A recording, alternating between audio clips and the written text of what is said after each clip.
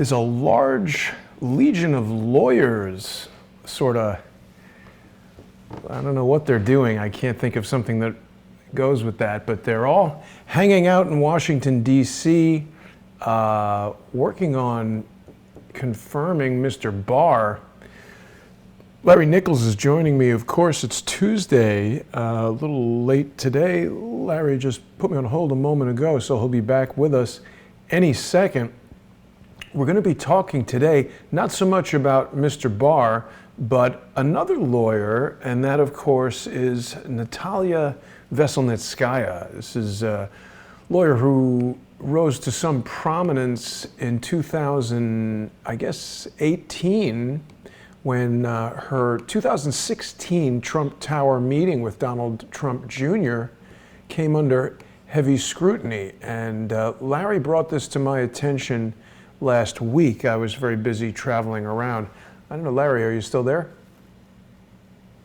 May have lost Larry. We'll have to try and get him back. But Larry brought this to my attention, and he had a particular interest in what was going on with Natalia Veselnitskaya. She's been implicated in another legal matter having nothing to do with Trump Tower, and it's been covered somewhat in the mainstream media just last week. I'm here, Jason, just so you know. Hey, Larry. Glad to have you.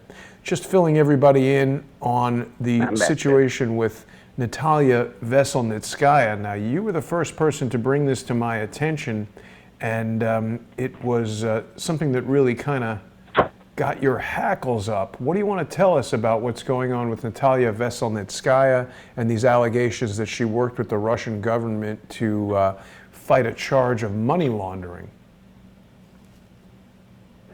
Well, number one, that was a complete set of, now my connection's coming through. Give me just 30 seconds and I'll be right back with you. Sure, no problem. I'm sorry. No problem. All right. We'll just review this New York Times article. Basically what it's saying is that there's a new indictment in the Southern District of New York that's charging that Veselnitskaya was involved in working with the Russian Federation to craft a defense against the U.S. attorney in the Southern District of New York, and her clients in the case were... All right, I'm back. Yeah. So, Larry, the matter at issue is that Natalia Veselnitskaya apparently was working with senior Russian government officials, and that she was, her clients were a company called Prevazon Holdings and its owner, Denis Katsev, and that apparently there was a matter of money laundering going on with New York real estate holdings. And this goes back to Bill Browder, someone that Vladimir Putin mentioned in his address with President Donald Trump from Helsinki. What do we know about this case, Larry, and what does this smell like to you? Well, this, as I was saying, this was a trap. You have to understand, Jason, that the complexity of this insurance policy that we're now learning about. This whole insurance policy was based on making Trump at least prima facie look like he was in collusion with the Russians. And again, I remind everyone, collusion, there's no such crime. No such crime. Right. Originally, it was intended, Jason, to knock him out of any chance of winning. But when everything apparently got all tied up, they didn't get to do it, he won. So here's this meeting in the Trump Towers. Bring in Donald Trump Jr., Manafort. They get them in, and this is how you know it's a setup. She tells them that she wants to meet them with information about Hillary. Right. But when they get to the meeting, she's talking about adoption services for Russians or something. Well, the Magnitsky Act. Yeah. So, yes, and it made no sense to such extreme that in less than 15 minutes, Donald Jr. dumbed up something saying he had to go. Right. And then soon after that, Manafort dumbed up something so that he had to go. Meaning they realized it was a setup. Oh, they didn't realize it was a setup. They just realized that it was just a dumb meeting that they didn't want any part of. Got it. They were in no position, I would imagine, to talk about that child stuff, whatever. Right. It's only as you look at it in context with what all went on that you see the plot thicken. And what happened was this meeting was used as prima facie evidence. They knew what they were doing. Remember, these are high-level FBI guys, the director of the FBI. I mean, these guys knew what they were doing. And much as a spy novel would have done, they lay out this masterful plan that we find out, call an insurance policy.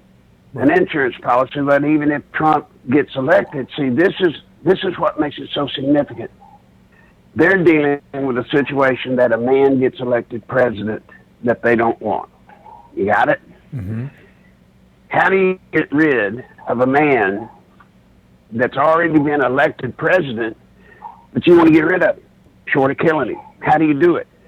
Well, that's why I knew the day that he got elected. I mean, the very morning, Jason, you know I did this, the very morning after the election when he won, I said they would impeach him. Right. Matter of fact, I said they have no option but to either impeach him or kill him. And they'll try impeachment first. I knew they had to do something. And they had to do something to the extreme due to this is the highest position in the land. Right. So they get him in office. How can you get rid of a president? The only way you can get rid of a president is through impeachment. But now what can you create in the minds of the public to make impeachment something that's got to be done to a president right then? Well, nothing like treason, correct? Right. Treason's a biggie. That'll stick. That'll stick. So here comes their insurance plan that Strzok was talking about to that Lisa, whatever her name is. Here it comes. Page. They're going to accuse him, Lisa Page, yes, they're going to accuse him of colluding with Russians. Now now for the first time, Jason, you're going to understand the wording of collusion. You know it's not a crime. I know it's not a crime. Do you believe for 1 second Comey and the high-level positions in the FBI did not know that collusion was not a crime? Well, of course, they knew that. I think, again, we're dealing with what we've spoken about quite a bit on Crowdsource. The truth is lawfare. These guys are using the law as a weapon against President Trump. And at this point, Larry, I think their eyes are on the 2020 election. So it no longer matters, really, if they can get him impeached or not. If they can convince a sufficient number of voters that Donald Trump is, chilling with Russians and doing stuff with Putin, then he'll lose the election. Now you're getting somewhere. He's president. The likelihood of getting him removed from office, slim to none. Yeah. Why the word collusion? That's the other key to understanding this was a sinister plot from day one. This was not something that they just kind of through ad hoc just came up with. So why they choose that word? Because they knew. Because it's not a crime. Because it is not a crime. But to most Americans, when you say guilty of collusion, that sounds like a crime. Right. So most Americans are thinking he's committed some crime short of calling him for treason. But in a sense, the American people are going to think it's synonymous. Collusion with the Ruskies. Right. Hey, that's treason. So they get him on this thing, this fake charge of collusion. And you're exactly 1,000,000% right. They knew they could not fire him as president. They can't. They know it. Newsflash, I'm the one that tells everybody they're going to impeach him. Yes, they are. But no, they're not. Impeachment comes through the House, as you and I have explained to the audience. Impeachment's kind of like grand jury in civil court. Right. You got to go through a grand jury, the prosecutor does, and if the grand jury says, yes, there's enough evidence to prosecute, then it goes to trial. Impeachment is for the House only. And that's where they determine in the House whether there's evidence enough to go to a trial. Knowing, of course, that the Republicans control the Senate, and I'm hoping that we have enough Republicans that would stand up, which I doubt, and supporting, but they know impeachment is not going to happen before 2020. Do you know why, Jason? Why? Now, these are the things that you got to know to understand it. Well, an impeachment trial, if they filed it today, is probably 2 years off. Certainly 18 months off or better, because they've got to gather their evidence. When they come up with the fact that they're going to have an impeachment hearing, then they've got to give the president time to research and develop his defense, right? Right. It's not something that can rush through in a second. So what they're hoping is, with they're going to charge him with impeachment. I don't care if it ends up with just a parking ticket, it matters not. They're going to impeach Trump. Sit down and believe it, folks. It's coming. Well, also, Larry, the neat thing about Mueller is... Sorry. I'm sorry? No, go ahead. Well, the neat thing about Mueller is they're going to wait for Mueller to close his case, where I assure you folks he's going to find something, which is what scares me about Barr. But anyway, he's going to find something. When he finds something, by the time he releases his findings, by the time the Democrats get those findings, there's no way they can hold an impeachment trial of sort before 2020. So I said they're going to impeach him, but no, they're not. They know they're not going to actually go through with the impeachment process before 2020. But they have set Trump up to where you will hear every day of the rest of your life until 2020 from every source of media, just like you've been doing. Instead of Russian collusion, you're going to hear he's impeached. By the time the 2020 election comes, half of this country is going to believe he's guilty of collusion, whether he is or not. You saw that. Look what they did to the guy for the Supreme Court. Right. Well, that's just it. It is that, even if it's going to take 2 years to impeach him, it seems like it's something that they want to get spooled up now. I mean, they're all about these insurance policies, right? Contingency plans. Yep. And having multiple things in play in case something doesn't go the way they want it to. So, I mean, they're not going to back down from this. They're going to keep this collusion and I forgot one going. thing about the insurance policy. Well, the one thing I forgot about the insurance policy is, even though they know they will not do the actual impeachment process by 2020, what they will do is use this collusion, use these charges, everything they're doing, they're using it to do what? Keep him from being able to accomplish his agenda that he promised the American people. So, Larry, I'm looking at this article here. So he ends up being president. Right. I'm looking at this, it's like a press release, I guess, from the Department of Justice in the Southern District of New York. This is from May 12th, 2017, talking about the acting Manhattan U.S. attorney announced a $5.9 million settlement of civil money laundering and forfeiture claims against real estate corporations. Now, Bill Browder is very connected to this Prevezon Holdings company. Do you know anything about that? Do not. So this is not. That's the company that's implicated in this whole case with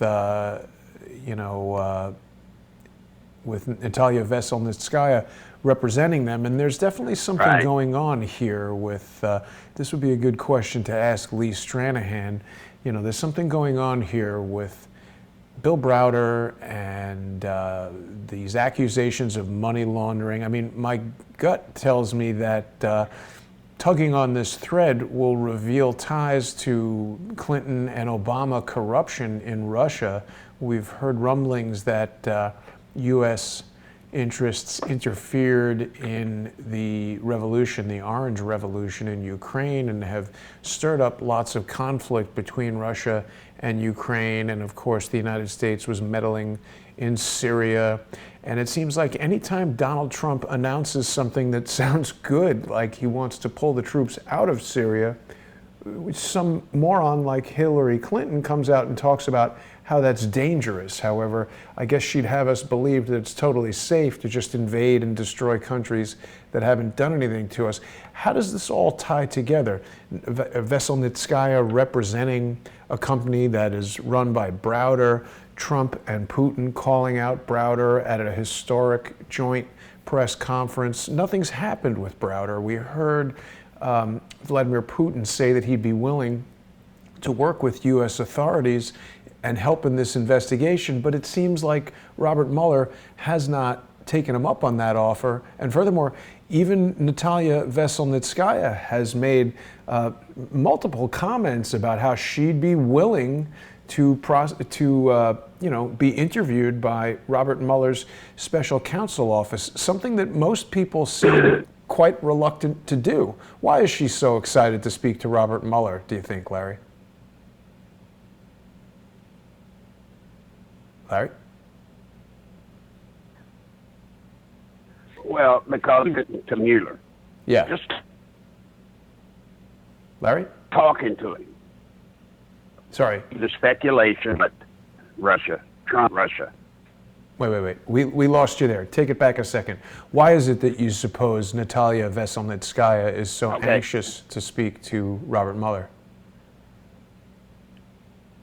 Because they know if she formally, officially talks to Mueller. Now, what she will tell him, we won't know. But just by her talking to Mueller does what? Here we go again. Russia, Trump. Russia, Right. Trump. Russia, collusion.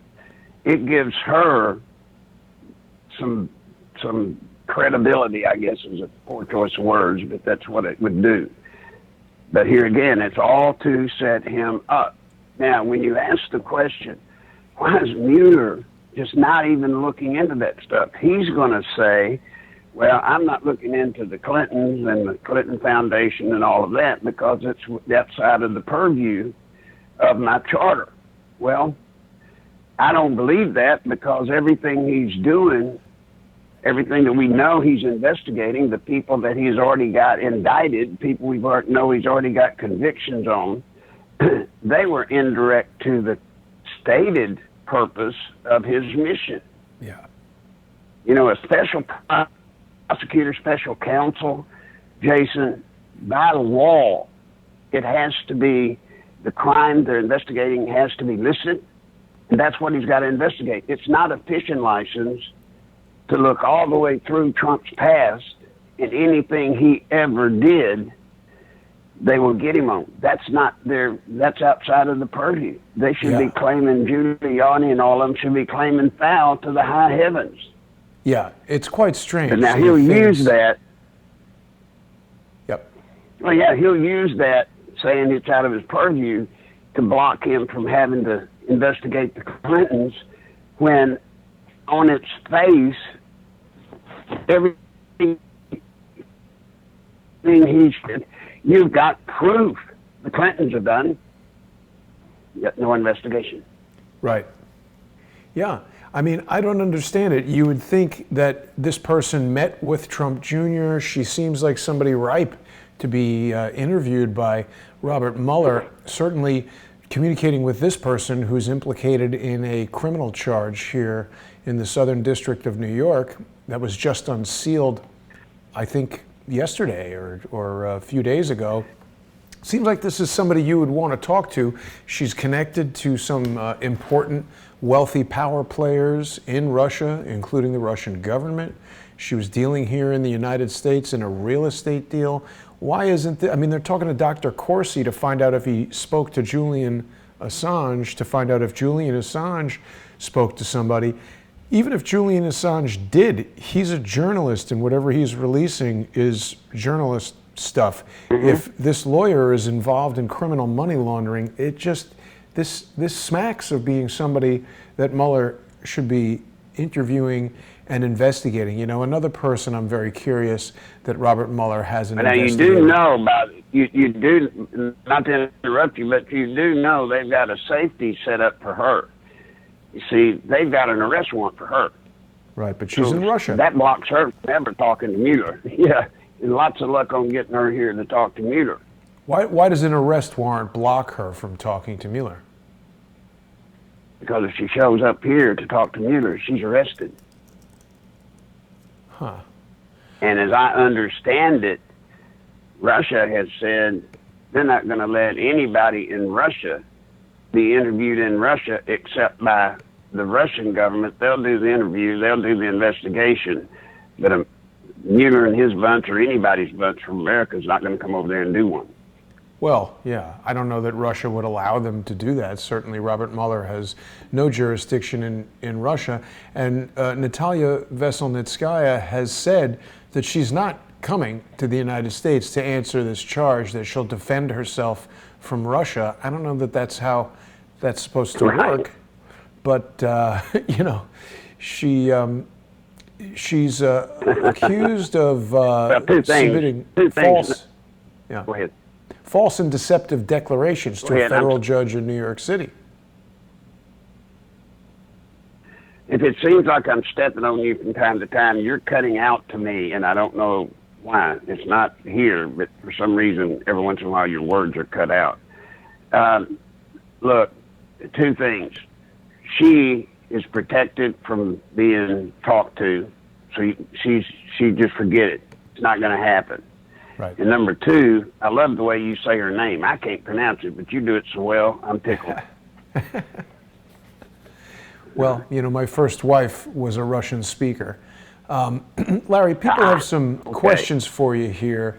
James Hale wants to know if Hillary is protected and is she immune? I mean, certainly it would seem like under the Obama Justice Department she was, but it doesn't seem like Trump can get anybody in the AG position who's really interested in going after Hillary. All of this stuff that Barr was talking about, they were asking him questions about, you know, will they continue with the Mueller investigation?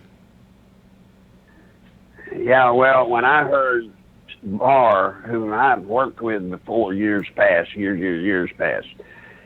when I heard him say that he thinks so highly of Mueller, and then his wife and the two wives of theirs go to church together, I find big problem with Barr myself. And then the thing that once again they're pulling on the American people is every day that they don't investigate Hillary leads to statute of limitations. Every day some of the crimes that they should be being prosecuted over are passing the statute. So there's a good chance if they don't start actively going after Hillary now, then most of the crimes that she's committed, she's immune from prosecution because statute of limitations will have run out. Yeah. Most of them are 3 years. Some are 5, but most are 2 to 3 year statutes. Well, Charles Ortel has told us that some of the financial crimes related to IRS filings have not run out of the statute of limitations because it goes, it's constantly refreshed when they don't, I don't want to misspeak, but the fact that they misfiled their taxes in the beginning just sort of keeps carrying over, and until they correct the mistakes from the beginning, the statute of limitations hasn't run. But it's a point well taken. I mean, each day that goes by that they're not prosecuted is also, I mean, these are people in their 70s. They're not going to be around forever. If they can put this off for a week, a month, a year, 10 years, that's what they're looking to do. Yeah, and you're right about the statute of limitations, the liberal statutes having to do with income tax, because that's kind of a monster of its own. But I assure you, most of the crimes that the Clinton Foundation and Hillary have, I mean, just what's been put out in the media is obvious. Many of those crimes, the meter's ticking, and they know it. That's why if anybody's wondering, why are they not even getting after them? Well, if they get after them, they extend the statutes. You see, if they go after her in any formal way, the statute of limitation clock gets started all over again. But it just So doesn't that's seem why like there's. they dare not even speak about it. It doesn't seem like there's anybody there who even wants to go after her. I mean, we've got Mueller investigating everybody except for the people who are actually doing illicit business in Russia. We've got Trump nominating. I mean, I was listening to some of the Barr confirmation hearing, and they were basically they only want an attorney general who's going to recuse himself from this Russia investigation. I don't understand. I mean, this guy wasn't talking to the Russian ambassador before he was in his position, which was the reason they gave for Jeff Sessions recusing himself. I don't understand why they think William Barr should recuse himself from. They just want no one to be the attorney general while this Russia investigation goes on. I don't understand. Well, yeah, I mean, there cannot be an attorney general appointed by Trump, right? There can't be one appointed by Trump that they can't use. You know, he needs to recuse himself, because if you touch Trump, therefore then you've got a conflict of interest, they say. And so, Barr's got to go in front of that hearing for, to be approved. He's got to go in there doing the best he can to look like he's autonomous, to Trump, but you really can't do it. He was appointed by Trump. Right. Larry, one of our viewers in Philadelphia is asking what, if anything, you know about author Ed Klein. He was supposedly silenced by Mueller, and he was on Lisa Haven's channel with an interview about the book about the coup against Trump. Do you know anything about Ed Klein? Right. You bet. Ed and I have worked together for years and years and years. I would take him, he and I did the radio talk show tour together. Ed Klein is probably one of the foremost researchers and authors that I know. I mean, he's a guy that, shoots from the hip. He doesn't cover for anybody. As close as we are, he would have to roast me if he found that I was lying. I mean, he and I've talked about it. In public, we talked about the fact that if I ever, in his presence, stated something that wasn't true, he would roast me. So, yes, Ed Klein, I do not understand how they could silence him, listener. I don't think I understand that, but they would love to. They would love to. And Ed took me serious when nobody else did about the silent coup. And that's what prompted him to do his research and to do his book.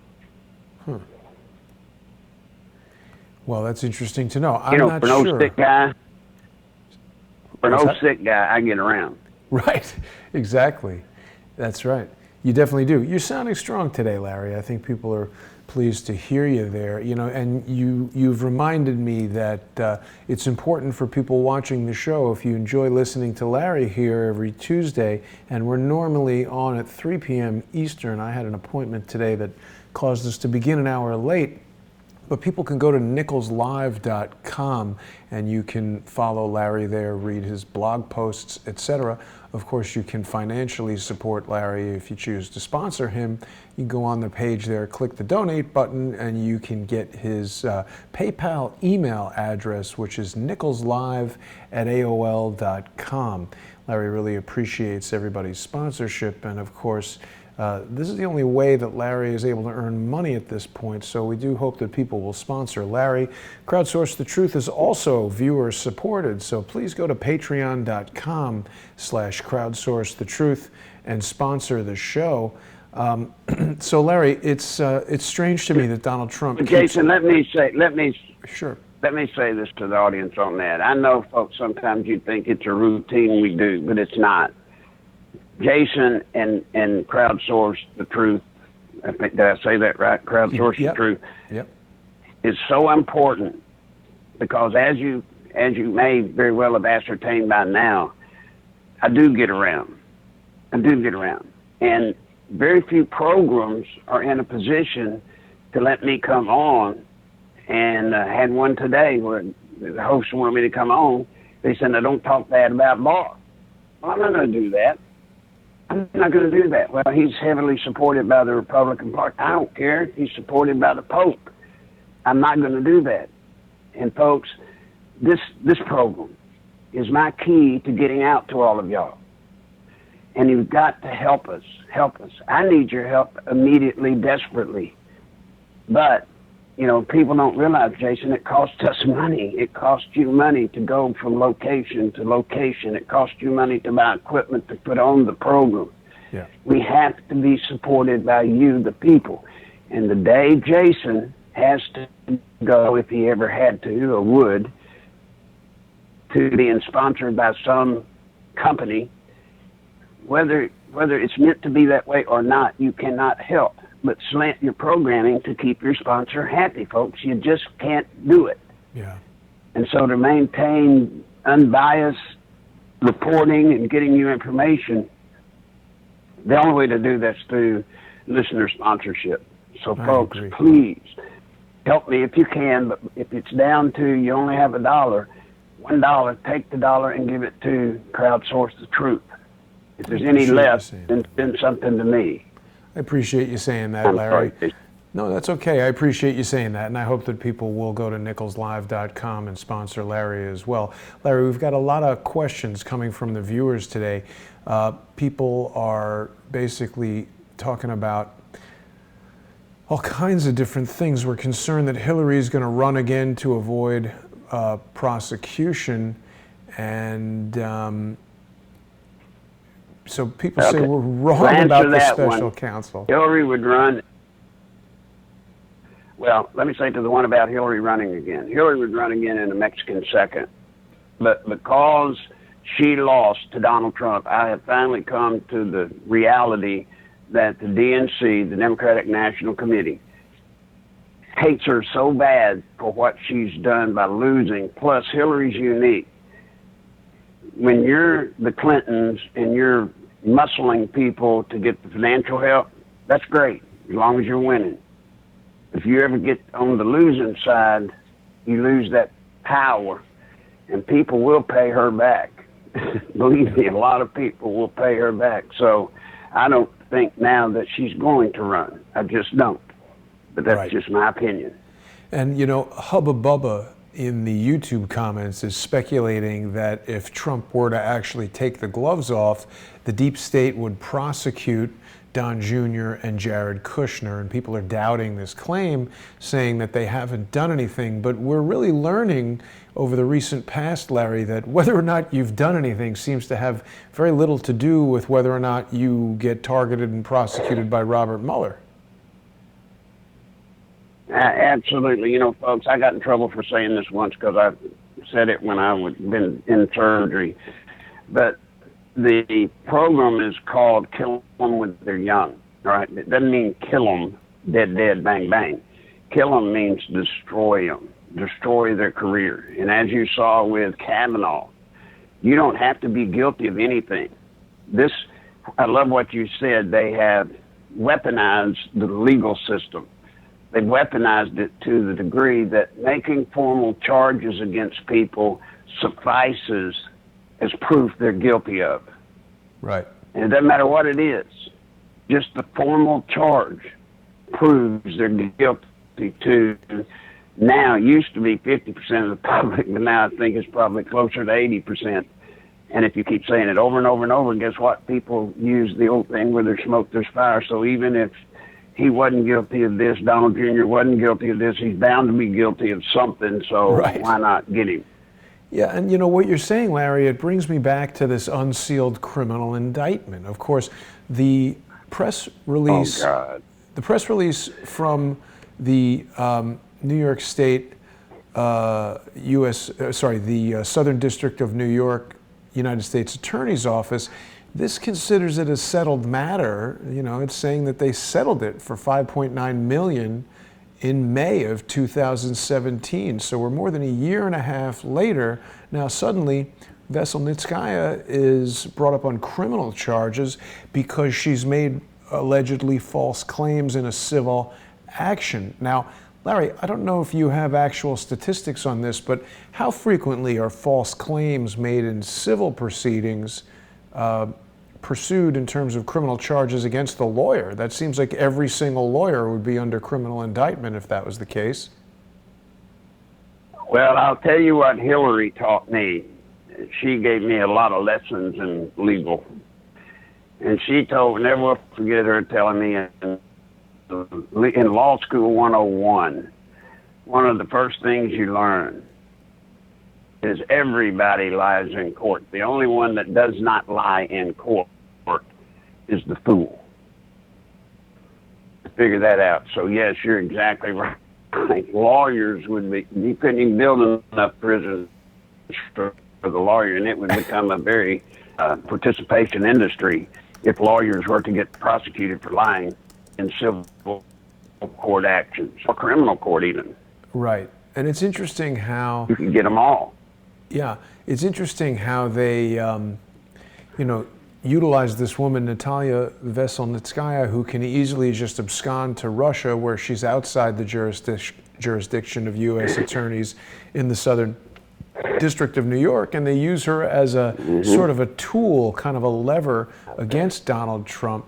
Now, the current U.S. attorney in the Southern District of New York is this guy, Jeffrey Berman. Do you know anything about him, Larry?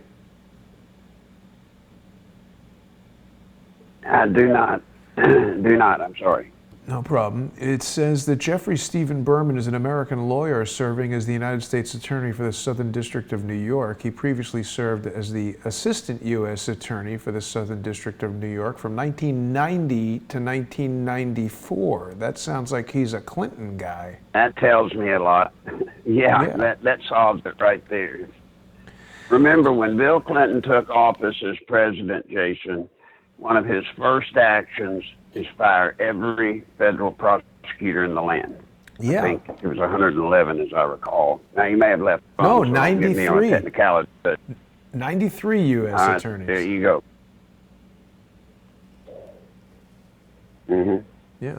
So guess who was in charge, quote unquote, of the committee picking who they were going to replace him with? Probably Hillary. Hillary. Yeah. And that came up in the Senate confirmation hearing today. Basically, they asked Mr. Barr if he would block the president from firing U.S. attorneys, and Barr gave a good answer to that. He said that, I think the question was, would he block the president from firing a U.S. attorney if the firing was done to shut down an investigation? I mean, the question seemed so loaded, it was crazy. And Barr said that it's within the president's rights to fire a U.S. attorney. It's a presidential appointment, so if the reasons for the firing were valid, he wouldn't block it. So let's go back for a minute, Larry, to this guy, Jeffrey Berman, because it certainly, on the surface, seems like perhaps he brought these criminal charges against Natalia Veselnitskaya to achieve some sort of strategic goal in this game of lawfare. He apparently has deep New Jersey roots. He's handled corruption cases before. He was an associate to Lawrence Walsh, the independent counsel investigating the Iran-Contra scandal from 1987 to 1990. I had dealings with him. What can you tell us about Lawrence Walsh? Well, Lawrence Walsh was another one of these prosecutorial hitmen. And he interviewed me, of course, over Iran-Contra and my participation, which at that point was just beginning, so I didn't really have a lot to offer. But just in the questioning, you could tell anybody that did have to do with it, if you met with Walsh, you were going to get trapped.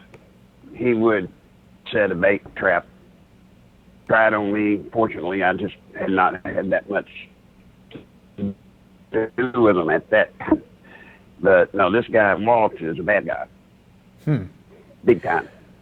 Well, okay, so he's an associate to this guy, and whenever I hear that somebody was, working on investigating something like Iran-Contra, that doesn't give me a lot of confidence in that person, because net sort of nothing happened as a result of Iran-Contra. So that's not really good. Right. Jason, as long as we are seeing the entire thing, all of this stuff, all of it, as long as it's being handled here, there, everywhere by people that, let's say, are Beltwayites, people that are in the Beltway, just know we're not going to get anything straight. It's hard to tell, Jason, who the good guys are versus the bad guys without a scorecard today. Right. You literally have no idea unless you know them and know their history. Yeah. But if they're there during the Clinton period, trust me, they're not clean. They're not.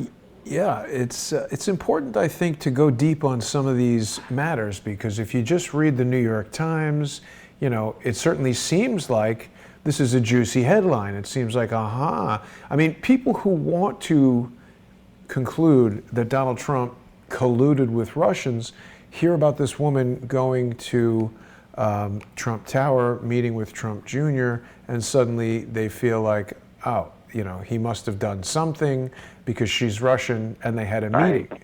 So it's all about that. And listen, I know firsthand it's a favorite tactic for them to take somebody who has done something wrong and insert them into a situation where the person who is their target is, and say, oh, look, this person is dealing with this person who's under criminal investigation, right? Well, absolutely. And it's virtually impossible. If you function in and around Washington, you're going to come in contact with people of all different flavors at some time. And you're exactly right. Just because you met him at a lobbyist party 10 years ago, but there were witnesses that you met him, you're guilty. See, there's a thing called duplicity of the law and selective prosecution. You also have selective persecution, but there is selective prosecution. Right. And that's what you're seeing now. Yeah. Mueller is going to select whom he wants to advance his theory. Yeah. Yeah, and it's not simple. It's almost like the job of finding something. You're breaking up a little bit there, Larry. Sorry about that. I know it. Yeah, it's weird. I don't know why that's happening today, but you know, it's a fact that we're all learning about, maybe for the first time now. But this is a very I mean, the law is complicated on the surface, right? So somebody could go to law school, read the law books, get an A, whatever, you know, perfect grade point average at Harvard, and come right out and be in this situation and have no idea how these intricate plays work. Like bringing this criminal charge against Natalia Veselnitskaya could be a calculated way to, you know, position her to do something. They may have no actual intentions of charging her, but as you said, this keeps her in Russia and gives them some reason perhaps to explain. I don't know why Robert Mueller wouldn't have investigated this woman. As far as I recall, she was going all around with some reporter from the New York Times having sex with him while she was here. Why did they call her in immediately and start speaking to her? I mean, I know the answer. It's because they want to persecute anybody who's around Trump and have these people who are on their side. And sometimes people are part of their game. Maybe she's not a willing participant, or maybe she doesn't know the whole extent of what's happening, but it seems like there's a lot of manipulation of this case. Well, likely is not with her because of her career. It's obvious to someone like me that she can be bought. And what's neat is she's a lawyer, right? So if you were going to buy somebody as a part of this frame-up job on Trump, you would certainly want it to be somebody with experience in the law so that they would know how to handle themselves. For, you know, they could go get Joe Blow out there, but he'd fall apart if he got cornered and had questions. She, with her background, should be smart enough to protect herself and protect her mission. But I can assure you, Mueller knows not to go after her. He knows not to. And anything they can use to give him the cover, protection of not going after her, all the better. And that's why I say the arrest warrant, that did it for me. You know, I knew the minute I heard that, whoops, she's done because they can't touch her. Right. Yeah. Now, see, the other thing is, I would presume that Robert Mueller doesn't want to go anywhere near Miss Natalia there, because it would, of course, lead to Hillary's Russian collusion. It would undoubtedly lead back to Mr. Browder. This is, you know, she's saying they were there to talk about the Magnitsky Act, and Magnitsky, of course, was Browder's accountant or business manager or something like that. I think he's often thought to be a lawyer, but I believe that's incorrect. Lee Stranahan is really the expert on this particular matter, but you know, the Washington Post had something here on, where did that article go?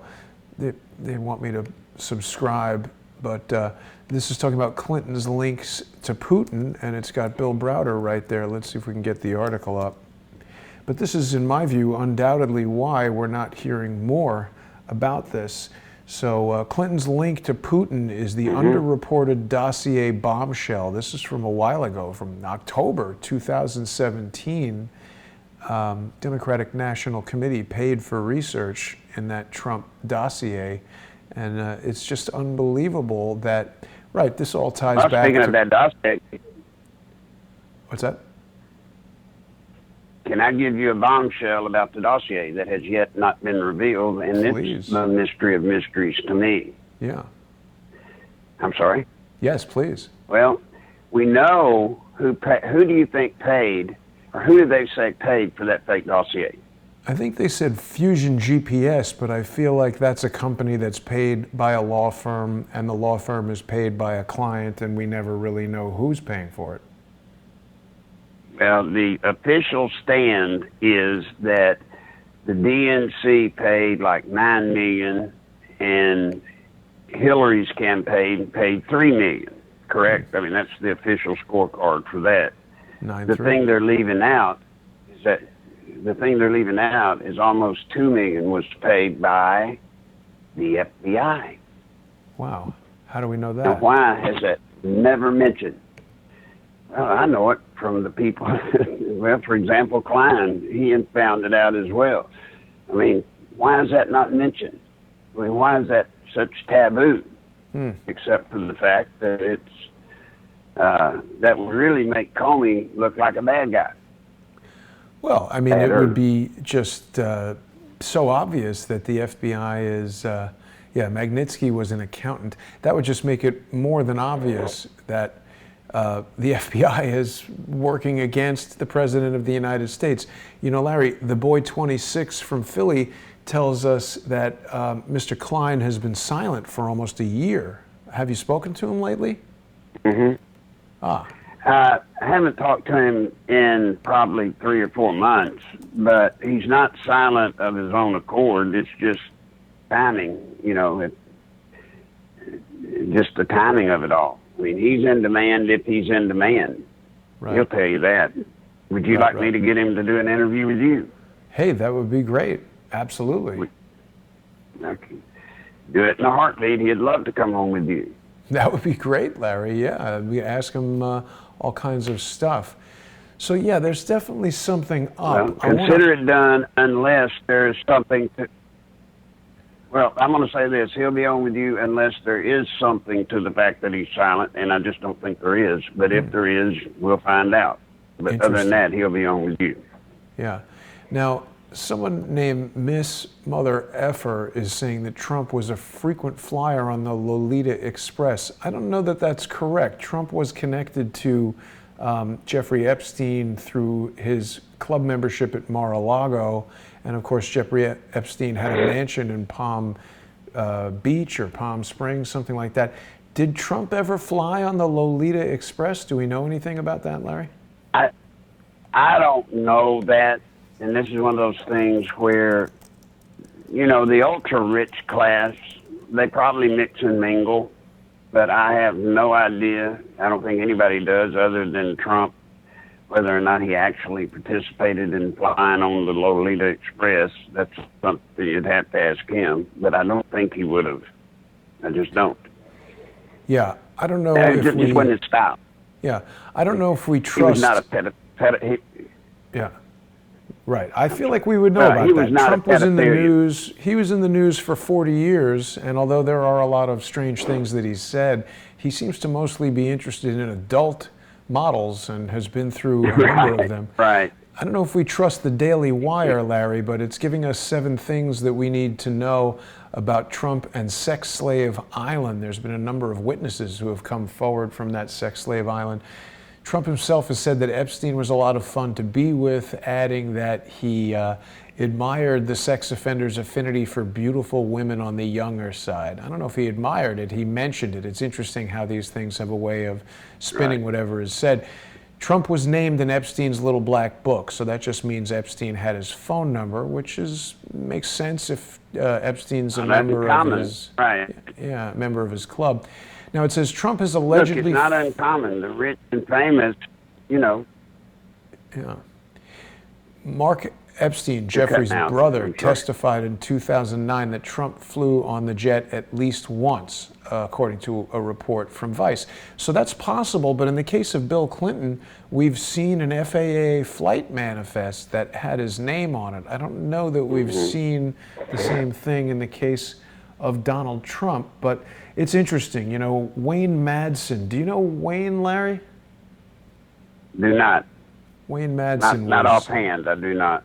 Yeah, he's done a lot of reporting on 9/11, and I think he's a former NSA employee. He's done a lot of reporting on Donald Trump connections to Jeffrey Epstein. It's certainly strange to see how little time in prison Jeffrey Epstein is getting, considering he basically ran a slave factory for underage teenage girls and just pimping them out. He's almost like an American Jimmy Savile. Well, you know, Jason, as I have said many times, we did not elect Donald Trump to be the Pope. Okay? We didn't. And Donald Trump has never claimed to be Mr. Perfect, and he's had his running and carousing days. I can't help that.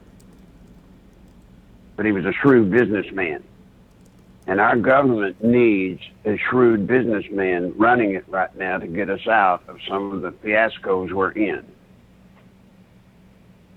That's about all I can say about that.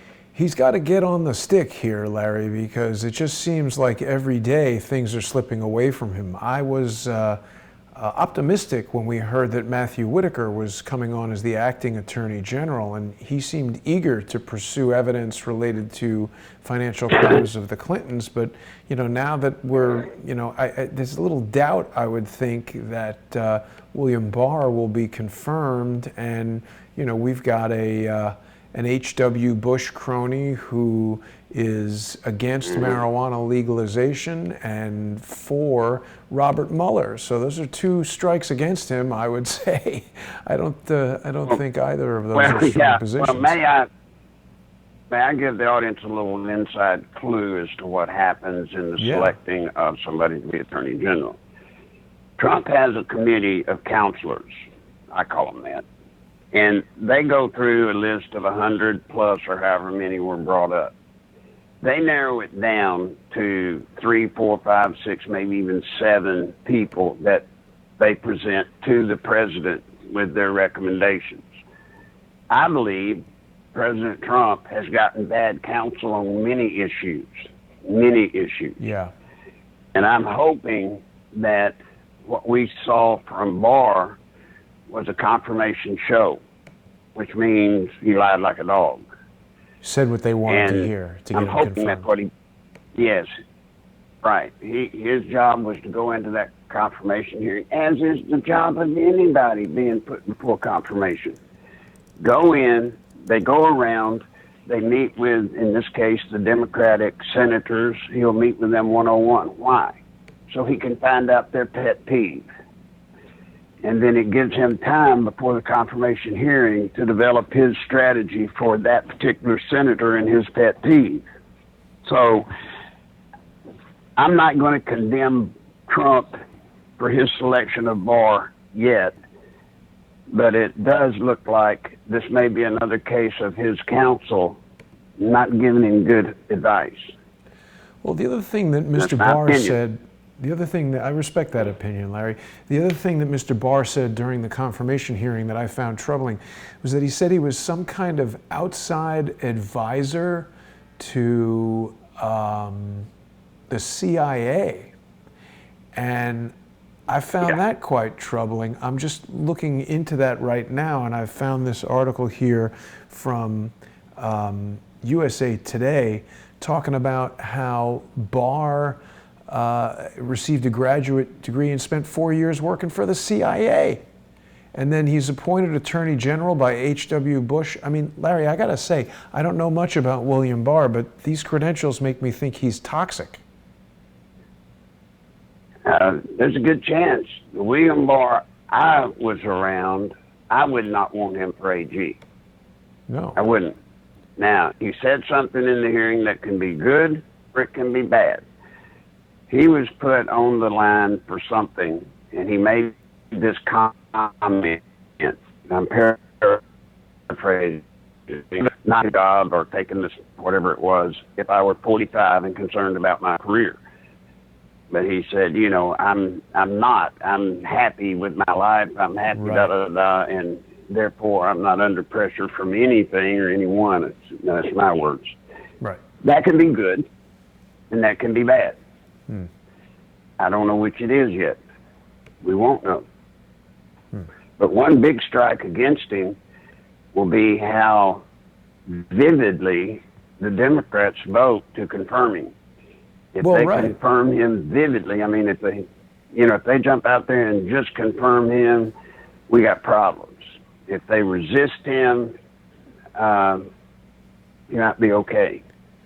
It's interesting to see the level of resistance that Kavanaugh received versus what's happening right now with Barr. One other interesting thing I see here in this USA Today article, they're saying that when he was the Attorney General in 1991 under H.W. Bush, the criminal, he oversaw high-profile investigations into the savings and loan scandal, which George H.W. Bush's sons participated in.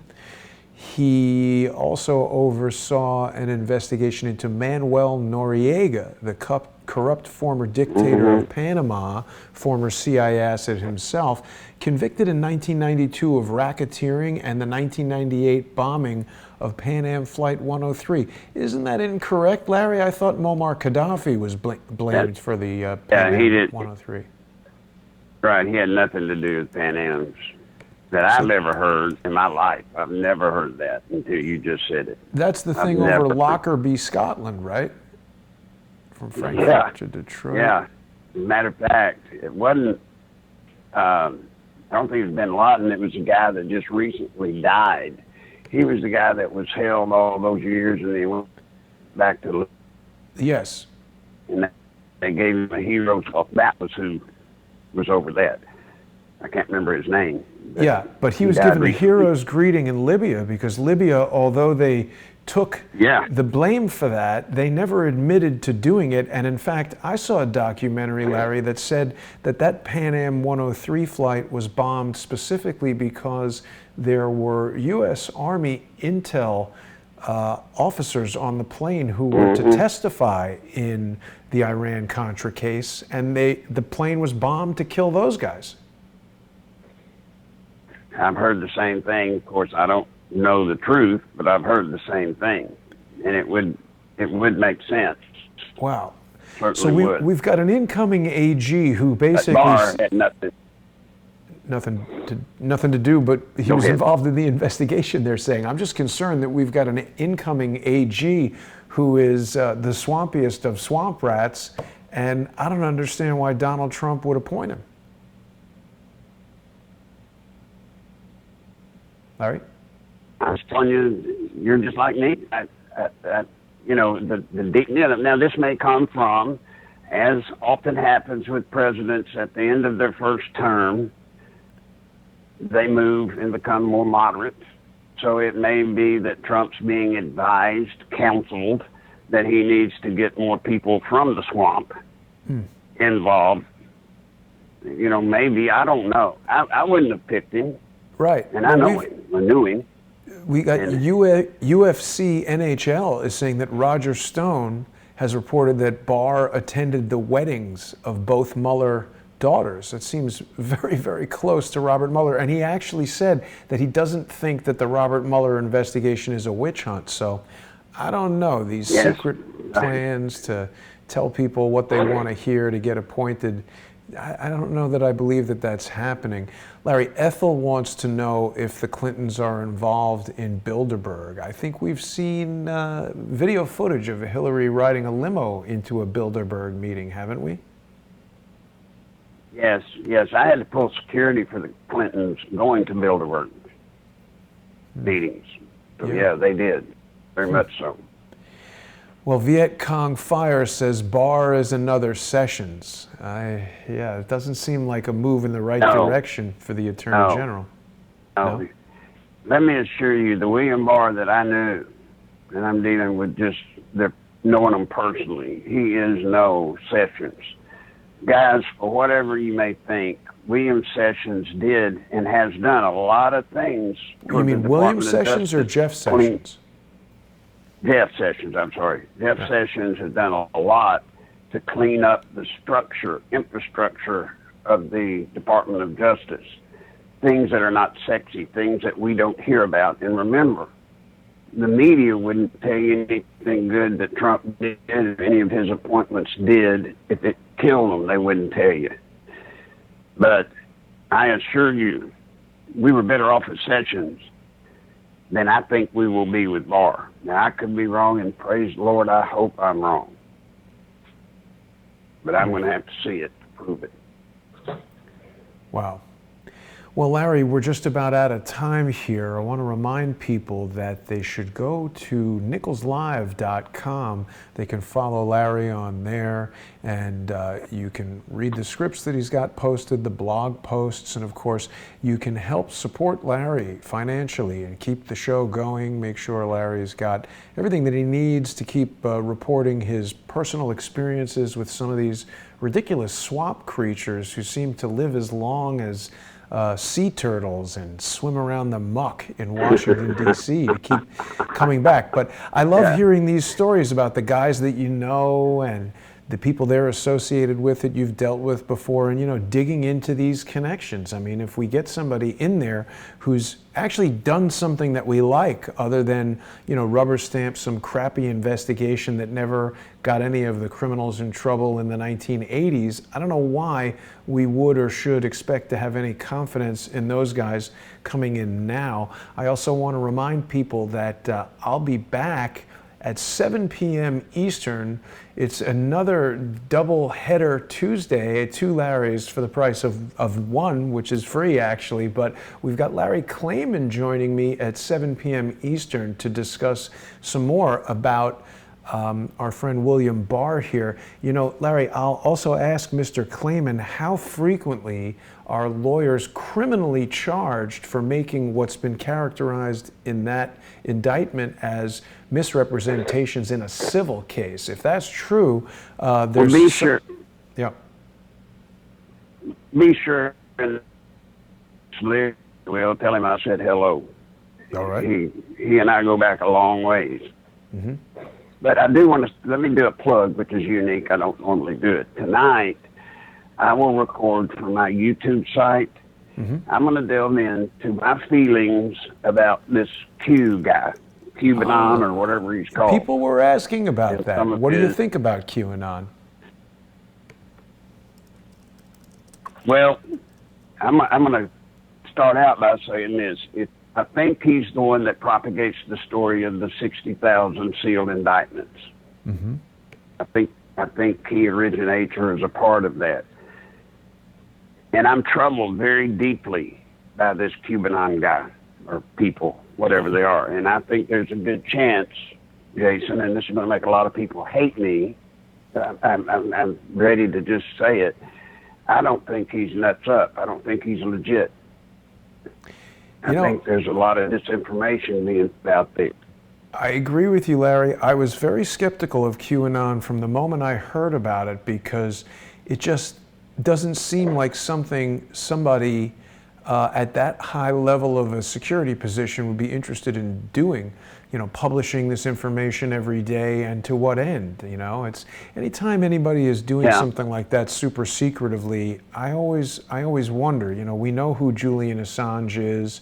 Some of these whistleblowers come forward. We know who they are. So there are things about QAnon that cause me to also be very skeptical. There's a new internet phenomenon that started just a couple of weeks ago, Larry, called the Dark Overlord, which is another anonymous hacker or group of hackers that claim to be releasing information about 9/11. But again, I don't know if that's accurate. Jason, what I love about you, you know what? You say your name. Yeah. What's my name? Larry Nichols. When I put stuff out, I put it out under my name. And then when I see people that supposedly delve in all of this stuff and they run about some trucker's handle, I get worried about that. There are occasions, I know a person personally that has to not use his name for legitimate reasons. Right. But, don't tease the world over and over and over like QAnon does. Because, folks, if you don't know who he is, how do you know what he's saying is true? Right. Yeah. I also feel, Larry, I also feel, Larry, there was a big move early on to get Dr. Corsi roped into the QAnon thing, and to use that against him. Hubba Bubba is saying Lionel is